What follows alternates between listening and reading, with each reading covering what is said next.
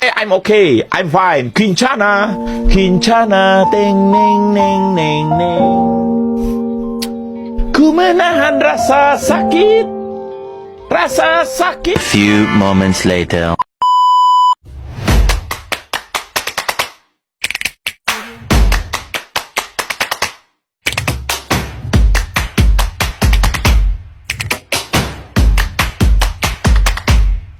Assalamualaikum warahmatullahi wabarakatuh.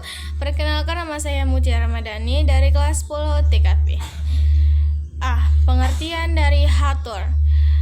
Perangkat keras atau hardware adalah setiap elemen komputer yang bersifat fisik seperti monitor, keyboard, microchip, hard drive, dan berbagai komponen lainnya. Hardware dapat dikategorikan menjadi komponen internal dan eksternal. Fungsi hardware. Hardware mengacu pada fisik, peralatan, dan perangkat keras komputer adalah memberikan dukungan untuk fungsi utama komputer seperti input, pemrosesan, output, penyimpanan, sekunder. Apabila Anda menggunakan laptop, maka Anda memiliki hardware berupa fisik laptop itu sendiri, dan software berupa sistem operasi serta aplikasi-aplikasi yang ada di dalamnya.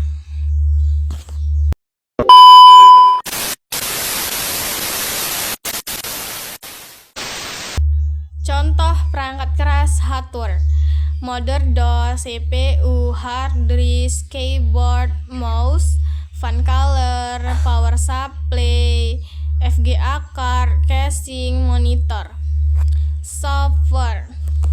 Software adalah sekumpulan instruksi data atau program yang digunakan untuk mengoperasikan komputer dan menjalankan tugas tertentu. Istilah software merujuk pada aplikasi, skripsi, dan program-program yang berjalan di perusahaan. Ketika pertama kali dikeluarkan, software hanya ditulis untuk komputer-komputer tertentu saja. Fungsi software. 1. Menyediakan fungsi penting komputer seperti ketersediaan sistem operasi dan sistem pendukung komputer agar dapat beroperasi. 2.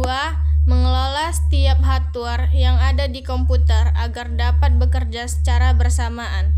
3. Mengidentifikasi program-program yang ada di komputer. 4. Sebagai penghubung antara beberapa software dengan hardware yang ada di komputer. 5. Sebagai penerjemah ke dalam bahasa agar hardware bisa memahami perintah-perintah yang dikirimkan oleh pengguna. Contoh-contoh software. Software perkantoran, software editing video, software editing foto, software A few moments later. A few inches later. 2 hours later. 1 eternity later. dan layanan bisnis dalam dunia kerja melibatkan serangkaian proses untuk memastikan operasional kantor berjalan efisien dan efektif, serta memberikan pelayanan terbaik pada pelanggan dan karyawan. Proses ini mencakup perancangan, pengorganisasian, pelaksanaan, dan pengendalian kegiatan kantor, termasuk pengelolaan dokumen, komunikasi, dan sumber daya manusia, dan layanan bisnis di dunia kerja.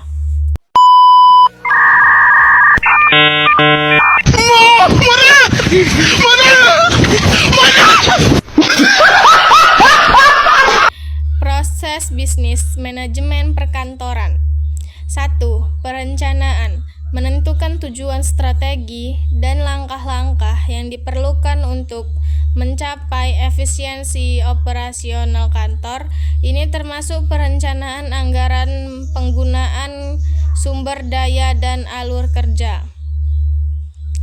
2. Pengorganisasian.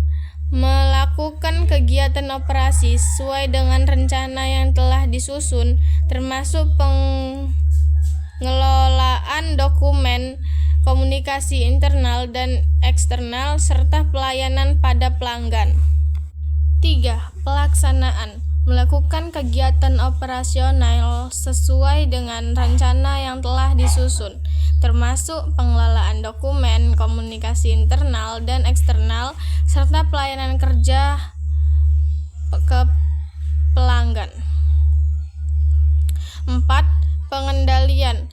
Memantau dan mengevaluasi kinerja operasional kantor serta mengambil tindakan korektif jika diperlukan untuk memastikan efisiensi dan efektivitas.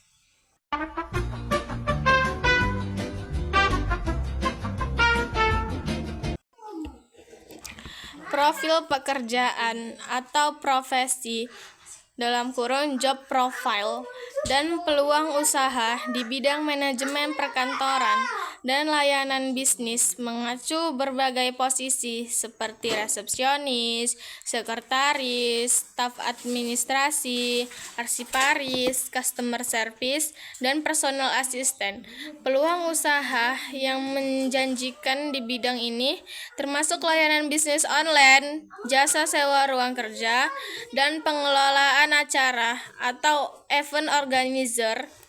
Profil pekerjaan atau job profile di bidang manajemen perkantoran dan layanan bisnis.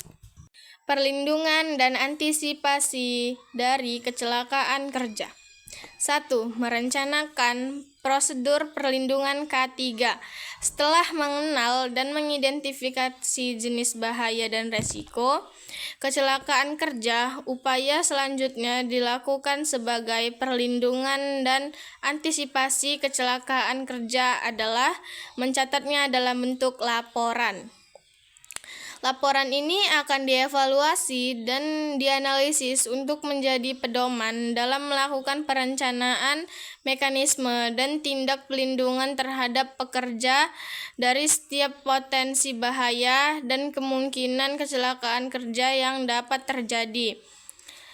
A. Bentuk tim khusus untuk melakukan identifikasi potensi bahaya dan kecelakaan kerja. B. Pastikan tim tersebut telah melakukan identifikasi dan mencatat setiap potensi bahaya dan kecelakaan kerja dan kecelakaan di area kerja dalam bentuk laporan.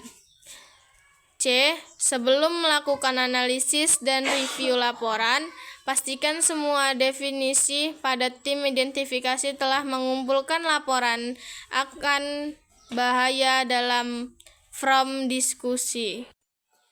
Pentingnya etika profesi. Dalam menjalankan pekerjaan di bidang manajemen perkantoran dan layanan bisnis, etika profesi sangat penting. Mematuhi kode etika profesi aman, menjaga integritas dan kepercayaan diri dalam bekerja. Kesimpulan, bidang manajemen perkantoran dan layanan bisnis menawarkan berbagai peluang pekerjaan dan usaha yang menarik.